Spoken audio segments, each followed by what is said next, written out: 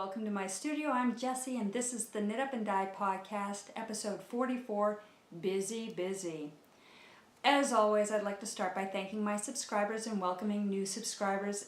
This is ultimately for you. If there's something you'd like to see me demonstrate or an item that you'd like to discuss or a topic that you'd like me to expand on, please send me a message. I am more than happy to do demonstrations or discussions on the items that you're interested in. Special warm hellos go out to a bunch of new subscribers, and I'm using my cheat sheet as always because there's so many of you I just can't keep up right now. Hello to Maria, Deanna, Leonore, Jose, Jay, Teresa, Tammy, Kelly, Desiree, Peg, and Katie. Thank you. I love you guys. I can't even believe how many new subscribers I have, and it means the world to me. It is everything to know that I'm reaching you, that I am what you want to see, and that this works for you. Thank you. So, what have I done over the past 2 weeks? I've been knitting and dyeing and designing and busy, very busy. First of all, the 3 patterns that I left over there, let me grab them real quick.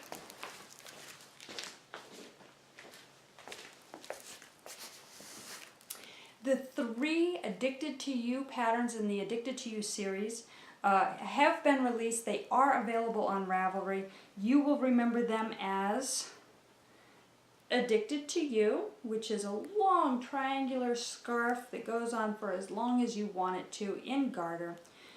Still Addicted to You, which is this fun guy with fringe and a tassel. Again, starts at a tiny point, goes for as long as you want, and you bind off with the fringe if you choose or without. And Wildly Addicted to You, which is this fun zigzag guy. And again, you start on one end and you go for as long as you have yarn for.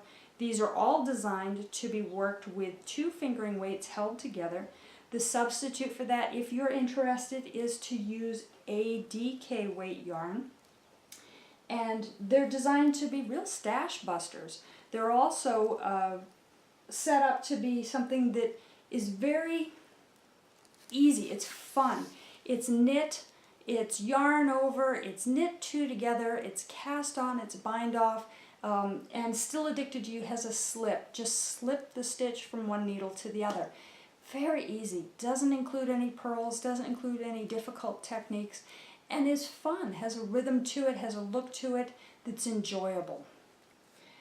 Those 3, like I said, are available on Ravelry. Pop on over, get 1, 2, or 3 of them.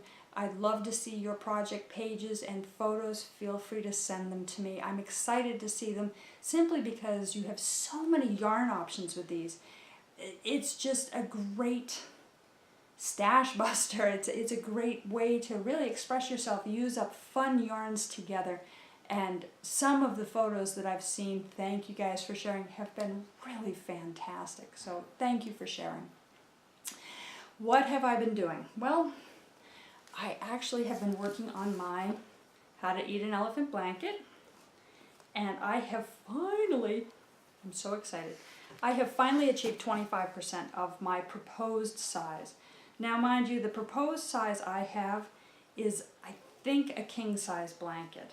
This thing is massive already. This is 25% of that, and I love it.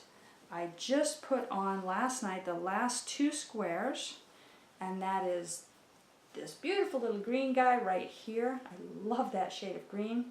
And then, that was block 144. And then I started, let's see if I can find it, a new row. And there's that one in a beautiful orange shade that I just love as well.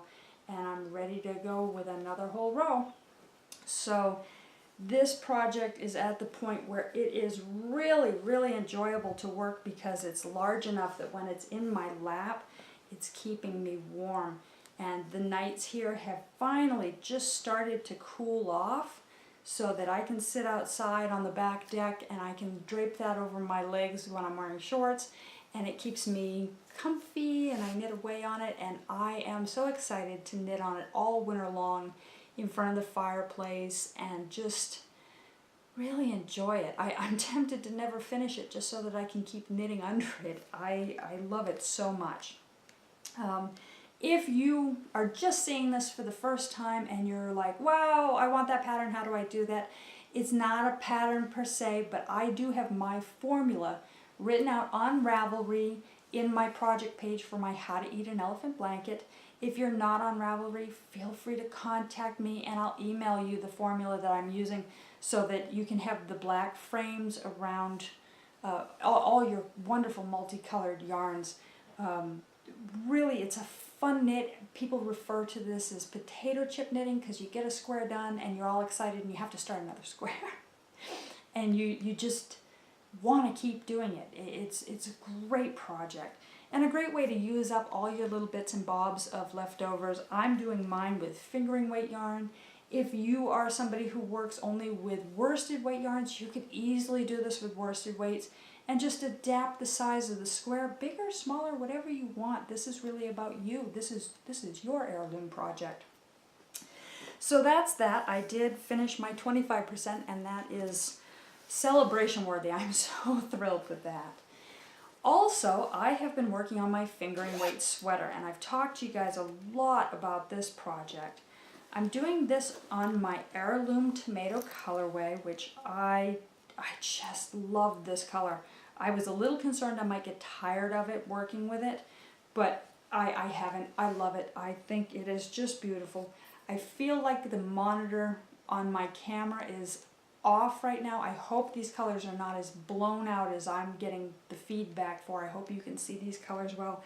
This is really a burnt orange. It's very much the colors of an heirloom tomato. There's salmon, there's some dark peach, there's some rust, there's every shade of orange, and I just adore this, and I think it's a good colorway on me. As you can see, as I've been holding it up, I have the entire body done, and it's all flipping up. I'm going to have to block that to get that hemline to go down.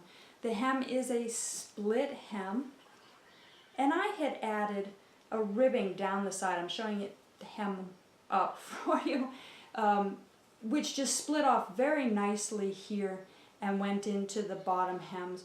And the front and the back hem have an offset of about 1 inch on them. Really happy with how that came out. I'm really hoping that this baby blocks. Notice how wrinkled it is and how crunchy it looks. I am shoving it in a project bag and carrying it with me, and that's why it's looking rough. But this curl that's happening here is a little bit concerning. I'm hoping that I'll be able to block that out and get that nice and flat. I don't know if you can hear that. There's a dog outside howling. I better check that. Hi, I'm back. Nothing to worry about. For some mysterious reason, one of my dogs decided to start howling. I think she heard a distant, like, fire siren off of a fire truck or something, and decided to sing along. I'm not entirely sure, but she's okay. We're all okay. Everything's good. It's all good. Okay. Anywho, this is my sweater. As you can see, it's a V-neck, and I have finally made it, because I finished the body, onto the sleeves, and I am well on my way down my left sleeve. You can see all my little progress keepers here. What they're doing is they're marking my decrease rows so that I'm sure that I am A, doing enough of them, and B, counting the right number of rows between them. And I have a little ways to go, as you can tell. It's not that far. It's only halfway of my arm. It has been a little bit slow going, and here's why. Yes, I'm just knitting in the round on this cute little round needle. I love it. But because I'm working with my hand dyes, and because I really want to be absolutely sure that there's no flashing, there's no pooling, and I'm working on a small circumference, the opportunity for things to flash and pool gets a lot higher. Even with a change in the row count being every 8 rows, there's still an opportunity for that to happen. So I'm still working with 2 lines. Every row I'm changing from one to the other. And that, of course, because I'm working in the round and I'm changing yarns, causes these lines to twist, as you can tell by the tangle I have here. And I have to take a moment to unwind it, otherwise friction builds up and then I'm like all locked up trying to knit. This is something, it's a good technique to do, especially when you're working with hand dyes. I am going so dramatic as to changing every row. Most people will do it every other row. I'm doing it simply because I don't want a lot of carry, so I'm just twisting them every line. Personal preference. But that helps keep the mix of colors, especially when you're working with variegated yarns, hand-dyed yarns, kettle-dyed yarns, and really just keeps that blend beautiful. So that's what I'm doing. This sweater, if you're interested, is the Jenn. Let me make sure I have my information correct for you. I've been carrying it around so long, I don't even know anymore. It's so sad. This is Jenn. It's by Josie Packlin. There's her cover sheet. I know that she's available on Ravelry. I really like this sweater. It is an in the round seamless raglan sweater. It has a couple of options written into it, as you can see by the photos here. There is a 3/4 sleeve length that's shorter, and then there's the tunic length full sleeve. I'm doing the full sleeve tunic length. Her instructions do include the striping. I just am not doing striping. We all modify patterns to be what we want them to be. But I'm really loving it, and so far when I've tried it on, it's been a good fit. I generally don't gravitate towards raglan sleeves just because I already have broad shoulders and it has a tendency to make them look even broader. But in this color, I think it's going to be beautiful. So pray for me that the blocking uncurls the hem. Otherwise, I may have to weight it or backstitch it or something. I'm not even sure how to correct it if it doesn't block out. And that I'm able to finish that sleeve before we film next and get on that other one, because I really need to get this done.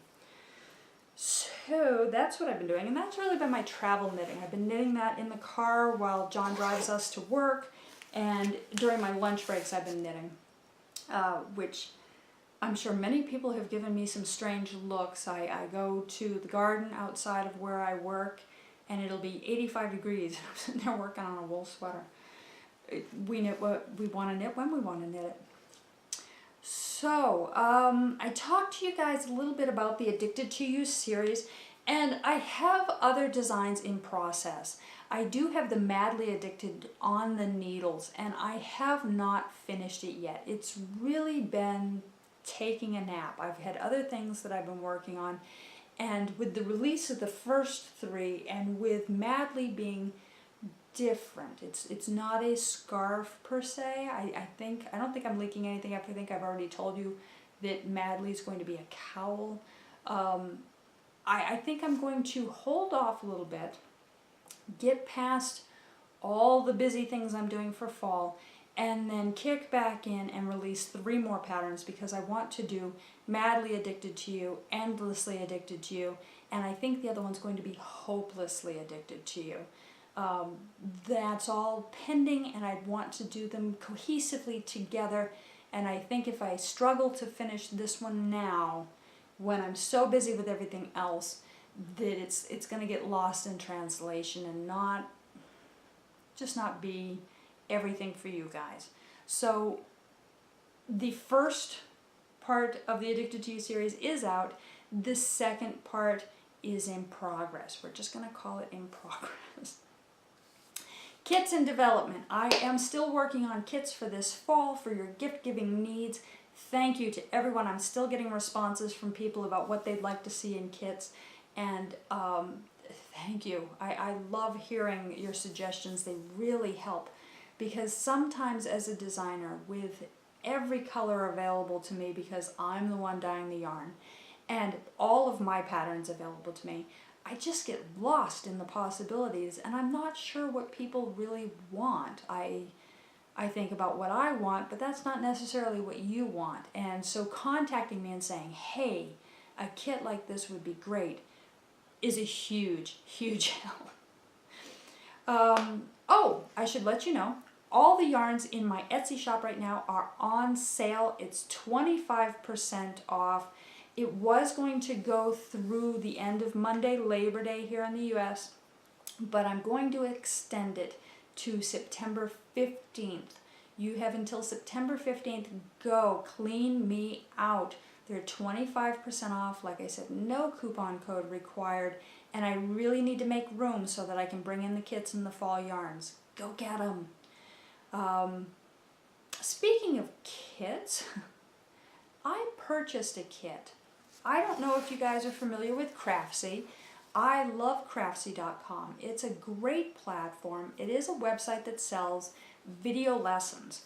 And the video lessons are done by professional knitters, but the lessons are not just knitting. They have cooking, they have embroidery, they have crochet, they have painting, they have photography, they have cake decorating.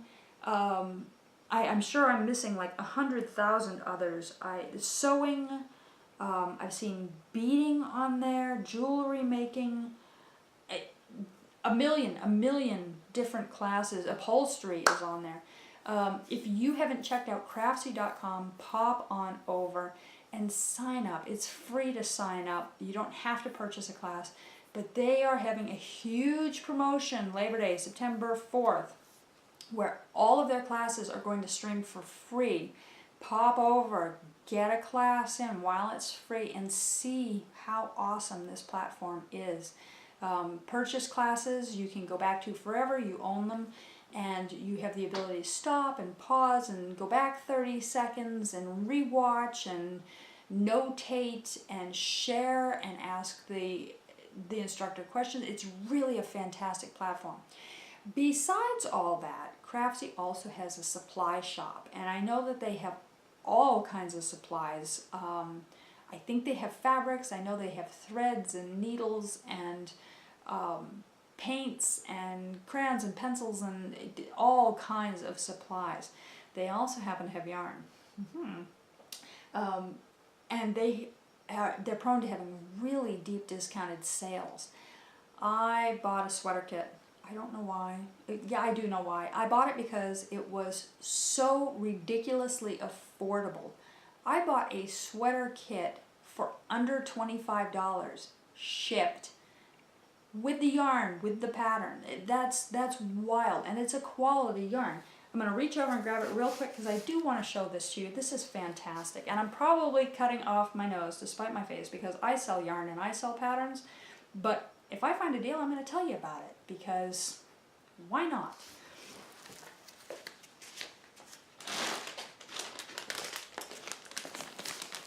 So this is my Craftsy kit in a wonderful drawstring plastic bag that is clear. I've spoken to you all before about my feelings about clear plastic bags.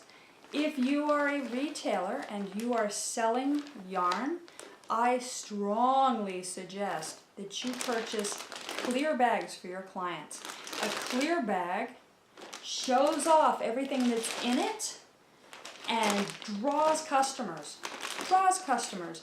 When somebody marches out of your store or your craft booth and has everything that they purchased on display like this, other people go, ooh, what has she got?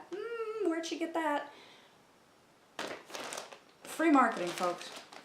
Anywho, so I purchased this kit, and this kit includes the, I'm going to say it wrong, Messaline Pullover Sweater by Bristol Ivy. It's a really pretty pattern. I love how they package this stuff. Let's pop this open for you. It's a textured shorter, it's waist length with a 3/4 sleeve pattern. Lovely texture on it. It has a nice wide neck with these intersecting long cable texture down the side. I'm not speaking intelligibly about it. But I've been looking at this on Craftsy for a year now, and the price was so ridiculously affordable I couldn't not. They have paired this with Cloud-Born yarn. It's a Highland fingering, and they have a ton of colorways. I think there were somewhere between 16 and 20 yarns to choose from, colorways to choose from.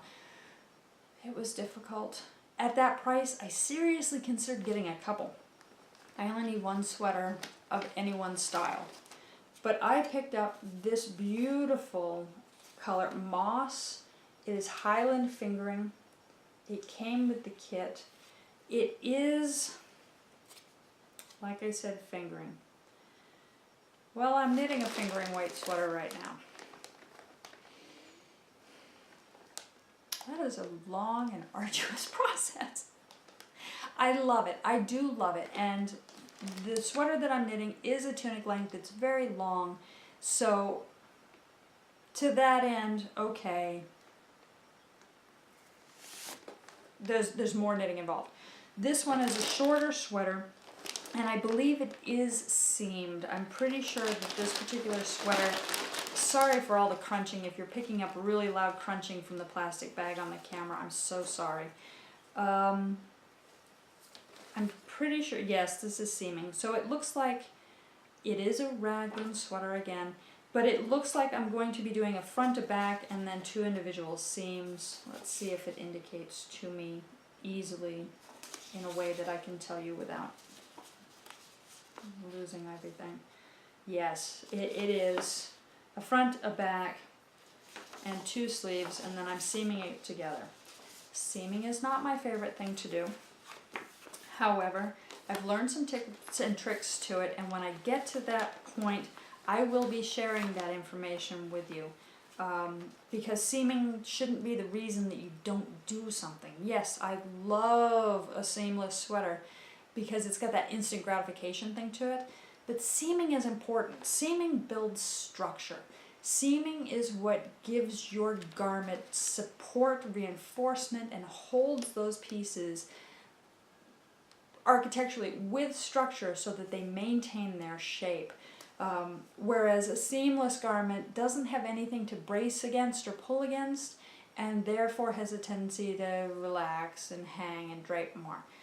This particular sweater does require a little bit of structure, and I think it's going to look fantastic. But there's a time and a place for everything. That's what I'm saying to you. So don't necessarily avoid a pattern because of seaming. Understand that there's a reason that the designer utilized that instead of using one of the seamless techniques. So, anywho, here I have another fingering weight sweater to further enhance my level of insanity in a beautiful color. I love this green. Very, very Slytherin green. But this will not be the next project that I work on. But I get it at such a screaming deal. Walking away from an under $25 sweater kit would have been foolish. So I bought a kit on Craftsy. My next sweater, as I have expressed to you all before, will be a sport weight sweater. It is the Tegan pattern. I'm very excited to do it. I think it's a beautiful pattern. I have bought yarn blank, and I'm going to dye one of my colorways onto it, and I'll be knitting it with that.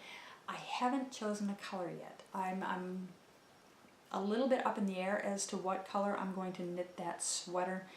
The pattern photography shows it in a lovely natural oatmeal tone.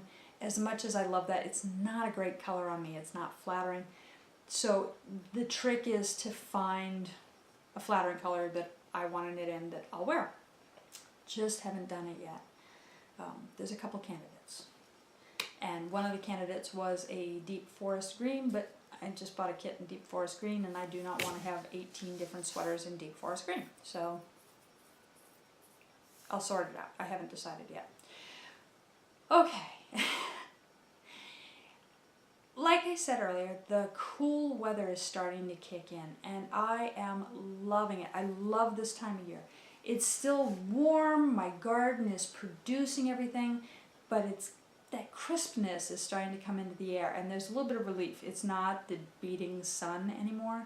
There's cooler breezes, and evenings have been fantastic. My husband and I have been out on our patio every night. We've taken dinner out there a few nights. It's just beautiful, just beautiful. I love that weather. And the mornings are getting crisp as well, which means very quickly here I will be driving into work with the heat on and then driving home with the air conditioner on. It's a weird season. But it's also layer season, and layer season is fun and beautiful, and that's where we can really start to bring out our knits. Where in the morning just having a simple wrap or a shawl makes all the difference, and I can readily tuck it into my bag when I do need the air conditioner on to get home, and then wear a different wrap the next day in the morning. It's time for us to show off all of our shawls, and it's time for us to start thinking about our winter knitting, and I am nose deep in it. I love it. I love this time of year, and that's where I'm more inspired to work on my blanket. That's where I'm more inspired to start designing hats and shawls, where I've got the energy to knit sweaters again. I'm just crazy excited about it. And so I've spent a lot of time, especially today, plowing around through my plowing around through my Ravelry queue, cleaning up my queue, getting rid of things that just don't appeal to me anymore or don't fit my lifestyle anymore, and putting in new things, and just organizing what I want to do, when I want to do it, checking to see if I have patterns, if I have the materials, checking my stash yarns. I love Ravelry for its ability to organize my upcoming projects and help me decide, what do I want to do, when do I want to do it, do I have everything I need, do I get to go yarn shopping, do I need to purchase a pattern. It gives me an opportunity to look at all of these things. Certainly, if you're not on Ravelry, I highly recommend it. It's free. Go over, utilize this resource. If you are on Ravelry, now's the time to hop in and start a queue or catalog your stash so that you have a quick inventory of your stash that's visible with pictures, and you know exactly how many skeins of which yarn you have without having to stash dive through piles and piles of containers or drawers or however you have your stash put away. Some of you may have more willpower and control than I do, and you have your stuff very organized. You only buy for a project, you have that yarn and that pattern, and it's in one place. Brilliant. I love you. I wish I had that. I walk into a yarn store and it may as well be candy. I want that one and that one and that one and 5 of those. And pattern, who needs a pattern? I just need the yarn. It's that time of year. Dive in, prepare, be ready, be inspired, be excited, get busy, have fun. Dyeing! Yay! I have been dyeing like crazy the past 2 weekends. In fact, I have yarn on the stove right now, so I am keeping an eye on my timer. Dyeing. I'm preparing for the kits. That is always super exciting. I love that. And I've got some new colorways coming out. I don't want to talk too much about it. I love the surprise, and I want to be sure that everything comes together before I go showing you things and disappointing you. However, I did want to show you the yarn that I dyed up last episode that I demonstrated for you. It's dry, it's twisted up, and I'm sure you're curious to see how it ended up. So this is that colorway that I was creating, that I was talking to you about inspiration, and how this particular yarn was inspired by the idea of drinking coffee and reading the newspaper. And I did this with that scribble technique that I use. It is grays and blacks, and there's a little bit of a coffee color in there. Generally speaking, I'm really happy with how it came out. I do think it's beautiful. I'm a little disappointed by how little of the coffee tone I captured. It came out much more muted than I expected it to. If I were to do this again, I would change the formula to really get that coffee newspaper look that I was thinking of, but so far as this coming out, this is beautiful. I love it. I will definitely use it. The difference is that this has the newspaper text look to it, but instead of coffee rings, it has a much more parchment, sepia kind of a tone here and there. And although lovely, not quite what I was targeting. When I initially put it on the yarn, it looked like it was doing what I envisioned, but weird magic happens in the dye pot in the setting, and so it didn't come out quite as bold as I expected the coffee to be. I have options as always. This could go back and I could do a dip dye of an area of it in a deep coffee tone and get more like a spilled coffee on my newspaper print that I did succeed in getting. But again, I'm so in love with how this looks. I'm not going back, I'm not reworking this. I may name it differently than I originally proposed to, and I may yet try again to get that newspaper coffee look that I was aiming for. But I consider this a success. I love it. I think it's beautiful, and definitely look forward to using it and putting it in the shop and seeing what you guys do with it. So that's the end result of that demonstration that I did for you. And I'm just going to grab all of them and hold them up real quick here so that you can really see the colors. Because I did get a number of emails about when will we see the end result. So there they are. Hopefully the camera's picking that up and focusing beautifully. Right, that's that. I got some mail this week that had a specific question in it. I want to be sure that I say hello to Lenore. I think I'm saying that right, or it's Leonore. I'm very sorry. I'm bad with names. Leonore contacted me directly, and she watches my podcast. She loves my podcast. Hello, thank you. Sorry. Oh, I'm going to mutilate this. Forgive me. Obrigada. I believe that's correct. I think I am saying thank you in Portuguese. I hope I'm saying thank you in Portuguese. Thank you very much. Leonore, forgive me, asked at what temperature I set my oven and how long do I have my yarns in when I'm setting the dye. Great question. I'm sorry if I didn't address this before. My oven is set to 220 degrees Fahrenheit. I believe that converts to 104 degrees Celsius, 104, 105. And I put them in for 20 to 30 minutes. These are the general numbers that I use. I live at a high altitude. My stove is a little funky. I actually set my oven to 225 degrees Fahrenheit. I'm sorry, I don't have the conversion for 225 with me, but 5 degrees Fahrenheit hotter because I'm at altitude. And the difference is that at altitude, water boils at a different temperature. It takes longer to reach boil, so things have to be a little bit hotter. Ultimately, you do not want to boil your yarns. I'm not suggesting boil your yarns, but the higher temperature locally seems to set my colors better. I also had a question. I'm sorry, I don't remember who asked this question. It was in a discussion thread that I was on, asking me about citric acid versus vinegar. There are some classes out there where instructors are advising to use citric acid versus vinegar.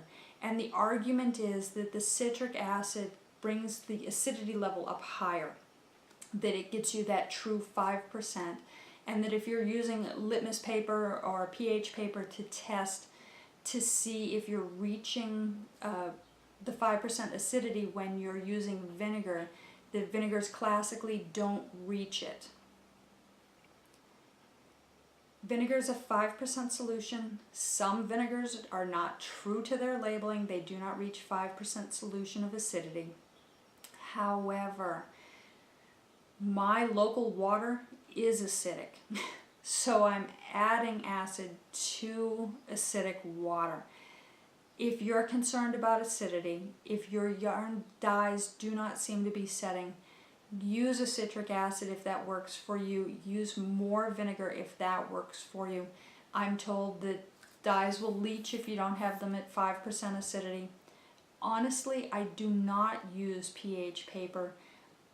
I use what works. When I use my 1/3 cup of vinegar and I use my heat on my stove, my yarns don't bleed. I check them when I wash them, they don't bleed. So that means it's set. It doesn't take expensive equipment, it doesn't take anything like that to tell you whether it's set or not. If you're rinsing it and your dye is coming out of your yarn, stop rinsing, put it back in water, add vinegar or citric acid, put it back on the stove, and cook it for another 20-30 minutes just under simmer, and try to heat set it again. Likewise, if you purchase yarn and that yarn seems to be bleeding, you can still heat set it. You can heat set it forever. It doesn't matter if it's been 5 years since it dyed or 5 minutes since it was dyed. You can go ahead and put it in an acidic wash and heat set it again. Same is true if you have gone ahead and you have knit a garment with yarn that is then bleeding. You can put it in vinegar, you can heat set it then, and it will set and it will stop bleeding.